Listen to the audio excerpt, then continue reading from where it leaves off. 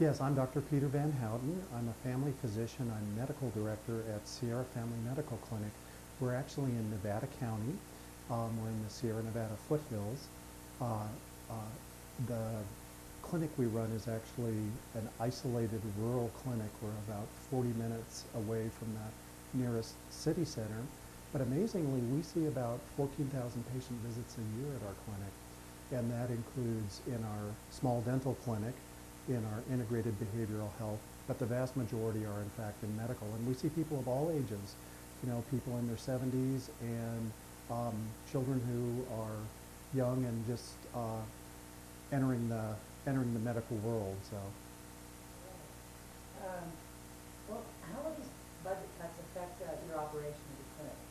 the budget cuts are going to be flat out a disaster.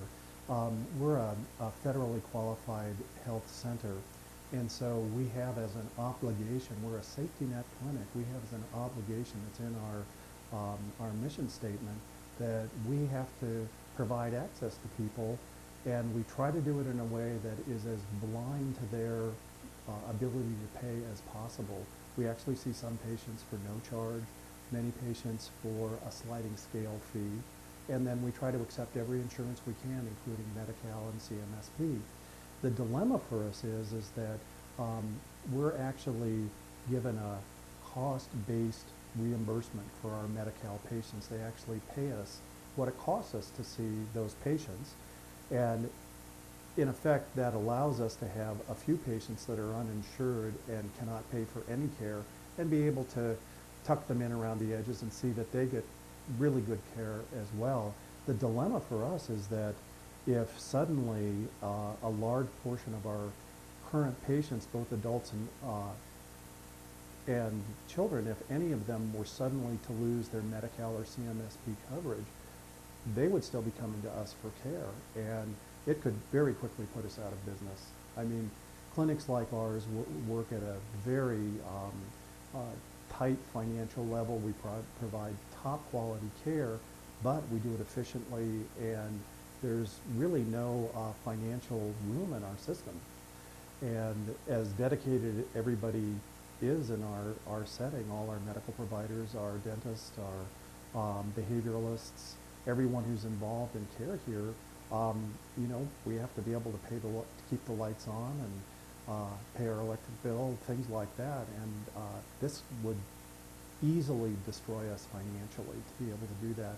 The other thing is that I worry for many of these folks that are looking at potentially losing their Medi-Cal, because even if we didn't exist, they would overwhelm the emergency room with care, and whatever small financial holdings they would get would be completely wiped out. So you'd have this tremendous collapse of the whole medical system here in Nevada County. We also are the point of care for many patients with behavioral health issues. We have an integrated program. Actually, we were named as one of the top 6 clinics in California for integrated behavioral health this last year. And I can tell you that many people are doing well and are in recovery with their behavioral health issues or their substance abuse problems. And frankly, I think you'd be seeing a lot of those people decompensate because they really do not have any place to go that they will feel comfortable. And yeah, I think it would be a disaster from that standpoint too. Lastly, we're one of the 2 places in Nevada County where adults and children can get dental care if they have Medi-Cal. And probably about 80% of our patients in our dental wing have Medi-Cal. Some are children, some are adults. But again, we really try to see everybody that we can. That's our mandate. And if suddenly a huge portion of our Medi-Cal patients don't have Medi-Cal anymore, we're not going to be able to offer dental services. So that takes care of the adults and the children. So suddenly you're robbing the children who, even if they still have Medi-Cal, there'd be no place for them to be seen. So it's, this is something that is going to have a tremendous impact. One thing about dental care that I often mention that people don't realize is we understand now that children's cavities are an infectious problem. And you really have to look at treating the whole family. You have to treat the caregivers, make sure their mouths are healthy and not breeding grounds for the infectious bacteria that causes cavities and childhood dental issues. And if we suddenly try to balance the state budget by taking away dental care from adults and children, even for a few years, 10 years from now, you're going to have this whole wash of children getting older with terrible dental problems because they didn't get good dental care right in this time frame. So this is really a potentially disastrous issue. Wow. Is there anything else you'd like to talk to our decision makers about regarding these cuts?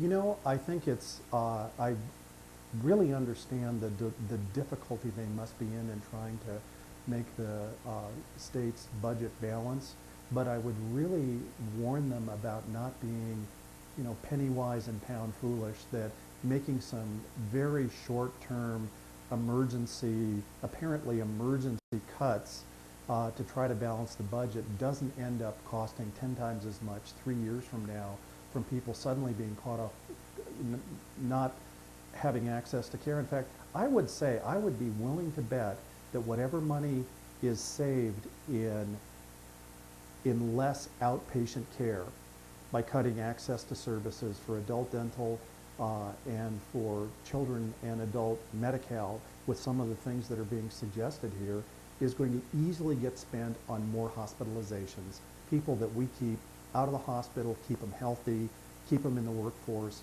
are suddenly going to end up in the emergency room, hospitalized in mental hospitals. So whatever money was saved initially, within months is going to get eaten up in hospitalizations.